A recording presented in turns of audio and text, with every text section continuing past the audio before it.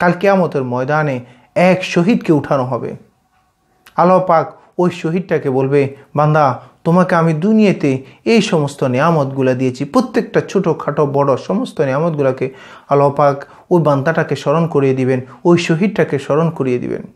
এবং ওই স্মরণ করানোর পর আল্লাহ পাক তাকে জিজ্ঞেস করবে, হে বান্দা তুমি এই নিয়ামতগুলো পেয়ে দুনিয়াতে কি কাজ করেছো বলো তো বান্দা। তখন সে বলবে, হে আল্লাহ আপনার সন্তুষ্টির উদ্দেশ্যে আমি জিহাদে গিয়েছি, জিহাদে গিয়ে অসংখ্য কাফেরকে জাহান্নামে আমি ফেলেছি, অসংখ্য কাফেরকে আমি কি করছি, কচু কাটা করে জাহান্নামে ফেলে দিয়েছি, অসংখ্য কাফের ভিড়ের মধ্যে সবাইকে অনেকগুলাকে মেরে নিজেও আল্লাহ আপনার সন্তুষ্টির উদ্দেশ্যে শহীদ হয়ে গেছি, ইসলাম প্রচারের জন্য আমি শহীদ হয়ে গেছি, ইসলামের কালেমা পতাকা আমি উপরে তোলার জন্য আমার নিজের জীবনটা বিলিয়ে দিয়েছি। তখন আল্লাহ পাক বলবে, বান্দা তুমি মিথ্যে বলতেছো, আসলে দুনিয়াতে তুমি এই কাজটা করছো, যুদ্ধের ময়দানে গিয়ে তুমি শহীদ হয়েছ, শহীদ হওয়ার জন্য চেষ্টা করছো, তুমি তোমার জীবনটা বিলিয়ে দিয়েছো, আসলে তুমি আখিরাতের জন্য না, তোমার দুনিয়ার জন্য। দুনিয়াতে তোমাকে শহীদ বলবে, যদি বেঁচে যাইতে তোমাকে গাজী বলবে। এই সমস্ত সুনাম বাহবা পাওয়ার জন্য তুমি কি করছিলা, দুনিয়াতে ওই যুদ্ধের ময়দানে তুমি কি করছিলা, যুদ্ধে যে দিয়ে ওখানে তুমি শহীদ হয়েছ। আসলে তুমি এটা করছো সমস্ত কিছু দুনিয়ায় পাওয়ার জন্য।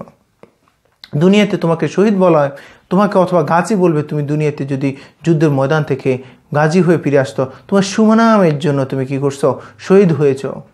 সেটা তো বান্দা তোমার দুনিয়াতে হয়ে গেছে। তোমার সময়, তোমার অবর্তমানে সর্ব অবস্থায় তোমার গুণগান গাওয়া হয়েছে। তুমি শহীদ, তুমি ইসলামের জন্য উন্মুখ করছো, তুমি ইসলামের জন্য এটা করছো, নিজের জীবনটা বিলিয়ে দিচ্ছ, ওটা তো তুমি দুনিয়াতেই পেয়ে গেছো। বান্দা আমার কাছে তো তোমার আর কোনো কিছুই নেই, যেটা ছিল সেটা তো তুমি দুনিয়াতে পেয়ে গেলে, এখন আর আমার কাছে কোনো জিনিস অবশিষ্ট নাই। যাও বান্দা তুমি জাহান্নামে চলে যাও। ফেরেশতাদেরকে বলা হবে, এই বান্দাটাকে ধরে অর্ধমুখী করে জাহান্নামে ছুঁড়ে ফেলা হবে। দেখেন, দুনিয়া অল্প একটু সুনামের জন্য, অল্প একটু আমার মান সম্মান ইজ্জতের জন্য আমরা দুনিয়াতে যাহা কিছু করতেছি। মনে রাখবেন, এই দুনিয়াটা এটা একটা সময় ক্ষণস্থায়ী। কত বছর থাকবে বলেন? আদম আলাইসাল্লাম থেকে শুরু করে এখন পর্যন্ত সর্বোচ্চ 11 থেকে 12,000 বছর, এর বেশি তো আর হবে না। এরপরে দুনিয়া আর কয়দিনই টিকবে। কিন্তু আমি কবরেতেও থাকবো 40,000 বছর।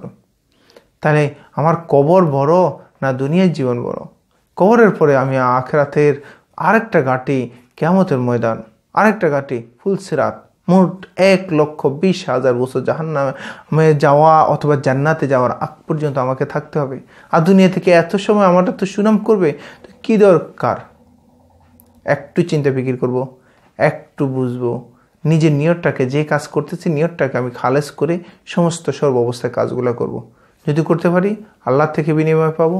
তাহলে মনে রাখবেন, যাই করতেছেন না কেন, যা আপনি পাইতে চেষ্টা করতেছেন দুনিয়াতে পেয়ে গেলে আল্লাহ কাল কিয়ামতের ময়দানে আপনাকে বলবে, যাও তুমি তো দুনিয়াতে পেয়ে গেলা, আর চলে যাও, জাহান্নামে চলে যাও। আমরা কেউ জাহান্নামে যাইতে চাই না, প্রত্যেকে জান্নাতে যাইতে চাই। যাই করবেন নিয়তের উপর খালেস নিয়ত করে, খালেসভাবে আল্লাহ সন্তুষ্টির জন্য রাসূলের তরিকায় আমলগুলো করার চেষ্টা করবেন। শেষ যে হাদিসটা দিয়ে শুরু করছিলাম, মুসলিম শরীফের হাদিস, রাসূল সাল্লাল্লাহু আলাইহি সাল্লাম বলে, নিশ্চয় আল্লাহ পাক তোমাদের আকৃতির দিকে, ধন-দৌলতের দিকে তাকাবেন না, তোমাদের নিয়ত, তোমাদের আমল কত সুন্দর হয়েছে, নিয়ত কার জন্য করছেন, এই জিনিসটার দিকে তাকাবেন। আমরা সবাই নিয়তটা খালেস করে আমলটা সুন্দর করব।